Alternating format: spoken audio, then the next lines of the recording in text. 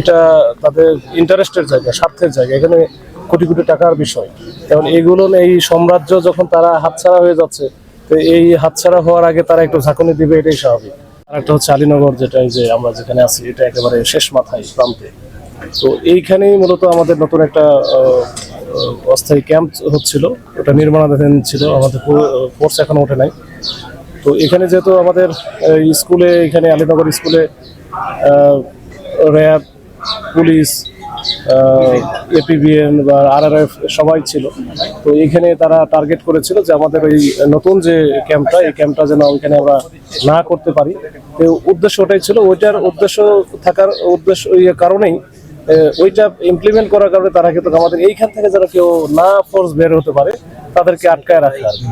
তো এইটার ক্ষেত্রে তারা আগ্নেয়াস্ত্র কিছু কিছু ক্ষেত্রে ইউজ করেছে, এবং প্রত্যুত্তরে আমাদের এখানে যারা ফোর্স অফিসার ছিল তারাও কিন্তু হচ্ছে আমাদের এখান থেকে অস্ত্র ব্যবহার করেছে। বিশেষ করে আমাদের শর্টগান, চাইনিজ রাইফেল বা গ্যাস গানও ব্যবহার করা হয়েছে। সব মিলে 104 রাউন্ড আমাদের পুলিশের পক্ষ থেকে ব্যবহার করা হয়েছে, মানে শক্তভাবে প্রতিরোধ করা হয়েছে। যার কারণে তারা কিন্তু এখানে ঢুকতে পারে নাই বা কোনো ধরনের ক্যাজুয়ালিটি ওইভাবে আমাদের হয় নাই।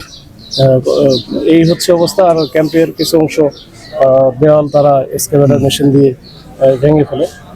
তো এটা আমরা যে আমাদের চট্টগ্রাম রেঞ্জের মাননীয় ডিআইজি স্যারও এখানে ভিজিট করেছে।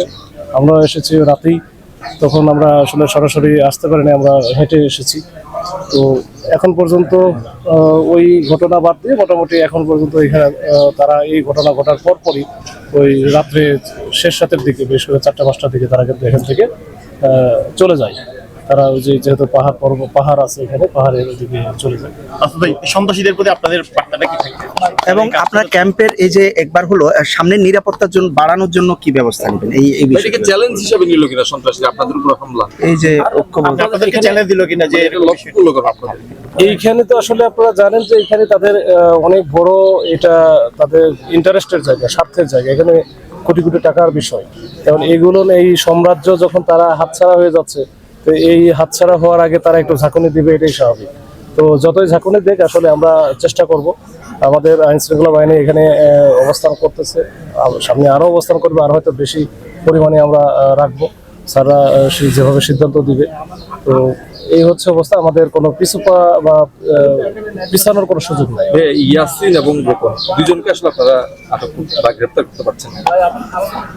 আসলে সন্ত্রাসী সে যেই হোক, এখন ইয়াসিন, রোকন বা কারা কি, আমরা এটা এর পিছনে কারা আছে সকলকেই আমরা শনাক্ত করার বা আইডেন্টিফাই করার চেষ্টা করব, করে তাদেরকে আইনের আওতায় নিয়ে আসার আমরা চেষ্টা করব। সবাই একেবারে আমাদের যত আইন শৃঙ্খলা বাহিনী আছে, আমাদের মূল উদ্দেশ্যই হচ্ছে এই জঙ্গল সলিমপুরে আইন শৃঙ্খলা রক্ষা করা, এই জনপদে শান্তি শৃঙ্খলা ফিরিয়ে নিয়ে আসা, এখানে দেশের ভিতরে দেশ, রাষ্ট্রের ভিতরে রাষ্ট্র না বানাতে দেওয়া। এর জন্য যা যা করণীয় আমরা করব। নজিরবিহীন অভিযানের পরে এখানে আইন শৃঙ্খলা বাহিনী প্রবেশ করে, দুটা ক্যাম্পও করে, কিন্তু যোগাযোগ ব্যবস্থা উন্নত করার জন্য বারবার আপনাদের পক্ষ থেকে, র্যাবের পক্ষ থেকে, বিজেপি সবাই বলা হয়েছিল জেলা প্রশাসক এসে এখানে পরিদর্শন করে সড়ক ব্যবস্থা করা হয়েছে, কিন্তু এখনো এই সড়ক ব্যবস্থা উন্নতি করা হয়নি। কারণ এটা কি আপনাদের মধ্যে সহায়তা ঘাটতি? আরেকটা হচ্ছে কোনো চ্যালেঞ্জ আছে কিনা সড়কের পাশাপাশি, আরো কোনো চ্যালেঞ্জ আছে কিনা? যেটা এখানে রাস্তা, আমরা চাই যে রাস্তা যত দ্রুত সম্ভব এটা হোক, কিন্তু এটা কেন হচ্ছে না বা কি জন্য হচ্ছে, এটা ওই উত্তর দেওয়ার মতো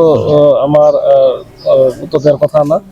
এটা আমরা চাই যে এটা যত দ্রুত সম্ভব এটা রাস্তাটা হোক। কারণ রাস্তাটা হলে, এই রাস্তাটা যদি ঠিক মতো মানে পাকা সড়কটা হয়, তাহলে এইখানকার যে প্রবলেম এখন যেটা আছে, এটা আমি মনে করি যে, আমি বিশ্বাস করি যে এখানে 80% সলভ হয়ে যাবে এমনিতেই, আর বাদ বাকি 20% থাকবে, এটা আমরা